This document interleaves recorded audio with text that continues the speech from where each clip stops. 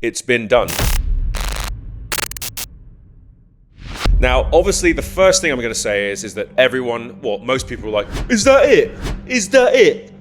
Really? Okay, let me just be very clear about this for everybody. This is not Independence Day. This is not Arrival. No, this is not Alien, okay? Or AVP or whatever you want to call it. This is called real life. And I think that, not to take anything away from what the hard work that the people at Skywatchers have done, but again, I would say the only thing about this for me is that I was certainly expecting some clearer images, but outside of that, I think the work is stellar. I really think they're doing a good job with the skeleton team that they have.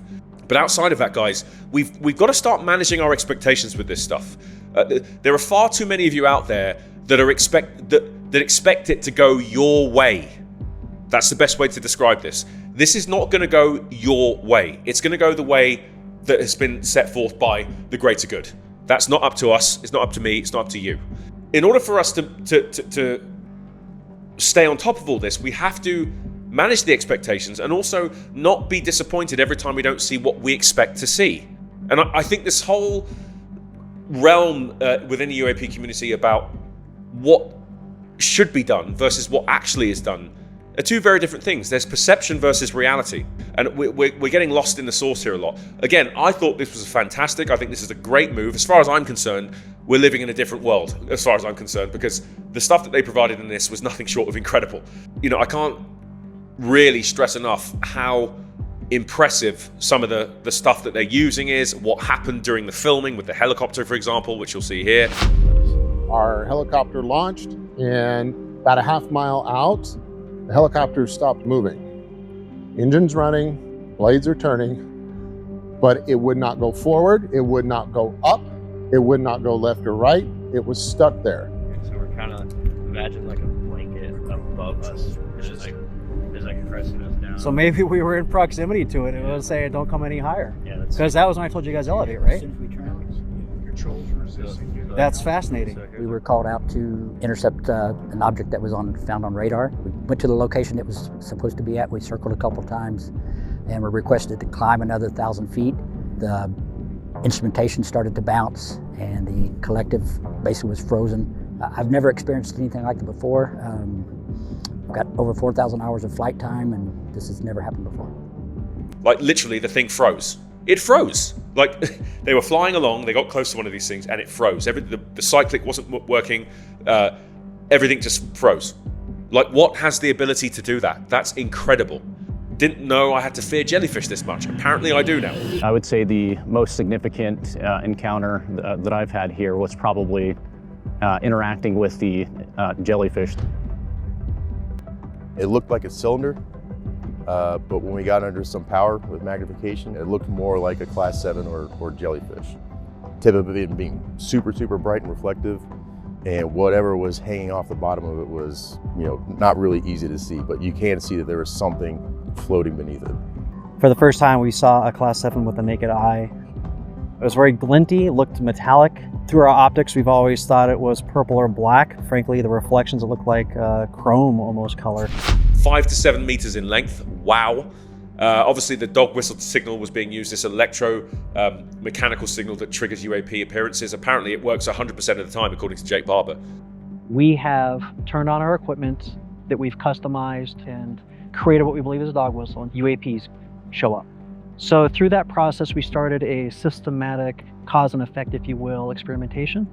And we've arrived at some very custom capabilities that when we deploy these capabilities, we get different UAP responses. Every time we turn on this equipment and do the things we need to do for the right amount of time, we get a response, every time. So as far as I'm concerned, if I'm a private entity or a business, I'd be capitalizing on that, because I'm pretty sure at this point, everybody needs to see this on their own terms. So why don't you buy yourself a dog whistle machine and summon these guys down into your front living room? How's about them apples? So what did we see? We saw the Tic Tac, of course, which was incredible. I mean, Jesus. You know what's really funny? When Commander Fravor talked about this, the way he said it moved, I finally understand what he means. Now that I've seen it for myself by watching part 2 on Skywatchers' website, which is skywatcher.ai, by the way, under media. You can watch that. You can watch the videos there. What? Like, the speed of this thing, it's like, you can't even begin to imagine how fast this thing, even the way it rotates, I'm like, hey, like, it doesn't make any sense. Like, it's so beyond what we understand, which is what's so incredible about all this stuff. Again, the jellyfish was a very prominent feature in this and showed up quite frequently. Apparently, it also showed up in a pair of two, and they were flying in formation at one point, which was pretty awesome. We saw the Manta Ray, which just looked like an out-of-control Manta Ray. Like, the thing was constantly spinning. Apparently, it was traversing across a horizontal plane, but it just looked like it was falling out of the sky. But again, because we had no reference points when they were filming this stuff, you can't really tell what's going on. So, there are sort of broad different types. There's gliding shapes. There's 6 more types detailed in Skywatchers data as well. So the key participants in this were James Fowler, who's the head of tech and equipment, Matt Pines, who's the intelligence and field analysis, and Alex Clokus, who continues as ground support effectively. Just watching this stuff and actually seeing it's very surreal. And I think that's why a lot of people poo-poo on this. They're like, no, I do not accept. And that makes sense. Because if you see what we all watched last night on my live, I think you'd be saying the same thing. Now, again, the issue is the images aren't crystal clear. That is going to be a recurring theme here, I think. And I think we really need to up the ante when it comes to the technology that's being used to do this. I kind of need to toot my own flute here. Maybe they might need another pilot to get up in the high altitude reconnaissance areas. Maybe. Because I know a lot of aircraft that can do that. Might have to give Jake Barber a call. The guy that's running the show, his name is James Fowler, and he's the tech lead, and he also built the dog whistle system. So this is the system that's actually, bringing these things down. It's summoning these things down. I don't know how it works, but it's a pretty impressive piece of kit that I think a lot of people are going to want to get their hands on. Now, he had his 10 minutes worth of fame in the second episode explaining the process and what's going to go on. And there's some key points to take away here that I think everyone needs to listen to. This is really important because we need people relevant to the field actually doing the peer review and the aggressive level of study required, the vigorous level of study required to actually make sure that this is all real, valid, and relevant. And I don't think that there's any other way of doing this. It's got to be done by the right people. And it's not just going to be willy-nilly. And these people are going to have the ability to review this stuff in a closed environment, which is the most important thing. It's got to be in a closed environment, controlled environment, where they can manage and monitor what they're doing with the data and they're not tampering with anything. Because for all we know, the gatekeepers could come along, send someone in and start tampering with all the evidence, which we don't want either, to sort of poo-poo on this even further, which we don't want. I'm pretty happy with this. I think this is a really good step in the right direction. Baby steps, obviously. They've got a skeleton team, so you have to bear that in mind too.